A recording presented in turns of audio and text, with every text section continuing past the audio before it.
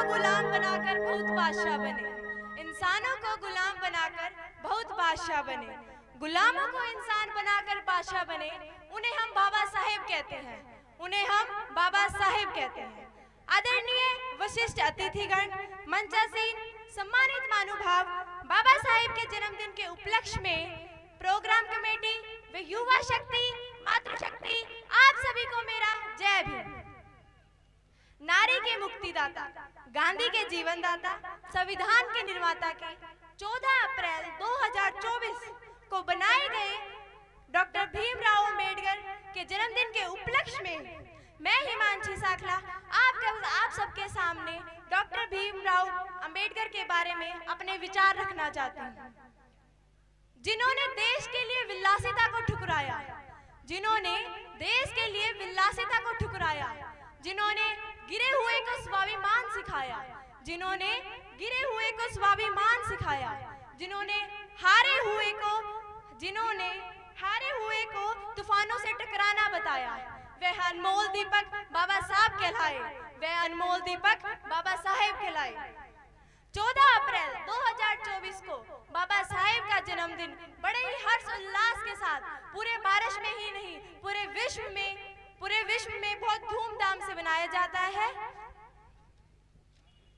लेकिन बाबा साहेब ने वंचित वर्ग के लिए अलग से निर्वाचक मंडल लागू करवाया, प्रांतीय विधान मंडलों में 71 सीटों से बढ़ाकर 148 सीटें करवाई। बाबा साहेब ने हमारे लिए और हमारी पीढ़ी के लिए अपनी 4 औलादें खो दी। भूलूं कैसे, मेरे शब्दों में इतना जोर नहीं, भूलूं कैसे, मेरे शब्दों में इतना जोर नहीं। पूरी दुनिया का इतिहास पढ़ा है हमने, पूरी दुनिया का इतिहास पढ़ा है हमने, मगर आपके जैसा कोई और नहीं, मगर मेरे बाबा साहेब जैसा कोई और नहीं। मेरे माता पिता ने मुझे जन्म दिया, मेरे माता पिता ने मुझे जन्म दिया, लेकिन देश में मान सम्मान और स्वाभिमान का अधिकार मुझे मेरे बाबा साहेब ने दिया। इसके लिए मैं पूरी उम्र उनकी आभारी रहूंगी। हम भूल नहीं सकते माता रमाबाई को, जिन्होंने डॉक्टर भीमराव की सहायता की और अपनी 4 औलादें खो दी और गोबर के उपले बेच के हर कदम पर डॉक्टर भीमराव अंबेडकर की सहायता की। हम भूल नहीं सकते बड़ौदा के महाराजा सयाजीराव गायकवाड़ को, जिन्होंने बाबा साहेब को पढ़ने के लिए विदेशों में भेजा। हम भूल नहीं सकते बाबा साहेब के साथी नानक चंद्र रतू जी को, जो बाबा साहेब की सेवा में लगे रहे। लेकिन हम भूल गए बाबा साहेब के विचारों को, जिन्होंने हिंदू कोड बिल लागू न करने के कारण अपने कानून मंत्री के पद को त्याग दिया।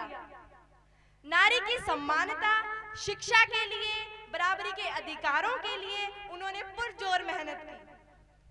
हिंदू समाज में फैली असमानता, छुआछूत, जाति पाति, आडंबर के भेद को दूर करने के लिए बाबा साहेब ने बहुत संघर्ष किया। हिंदू समाज को सुधारने के लिए बहुत लंबा संघर्ष किया बाबा साहेब ने। आखिरकार बाबा साहेब ने कहा कि मैं हिंदू समाज में पैदा हुआ, ये मेरे वश में नहीं था, लेकिन मैं हिंदू समाज में मरूंगा नहीं, यह मेरे वश में है। अंततः बाबा साहेब ने हिंदू समाज छोड़कर बौद्ध धर्म अपना लिया। अतः मैं एक ऐसे धर्म को मानता हूँ जो स्वतंत्रता, भाईचारा और समानता सिखाए। बाबा साहेब के पास 32 डिग्री, 9 भाषाओं की जानकारी, कोलंबिया विश्वविद्यालय के 300 वर्षों के इतिहास में सबसे ब्रिलियंट विद्यार्थी बाबा साहेब रहे। कोलंबिया विश्वविद्यालय के 300 वर्षों के इतिहास में सबसे ब्रिलियंट विद्यार्थी बाबा साहेब हैं। अब आपके पास प्रश्न है कि हम बाबा साहेब के द्वारा बताए गए रास्ते पर चल रहे हैं। शिक्षित बनो, संगठित रहो और संघर्ष करो का नारा दिया बाबा साहेब ने। हम उस रास्ते पर चल रहे हैं। हमें इस नारे के साथ बाबा साहेब के 3 गुरुओं संत गाड़गे महाराज, ज्योतिबा फूले वह महात्मा बुद्ध के विचारों को भी समझना चाहिए। इन्हीं शब्दों के साथ मेरा आप सभी को जय भीम, जय भारत, जय भीम, जय भारत। धन्यवाद।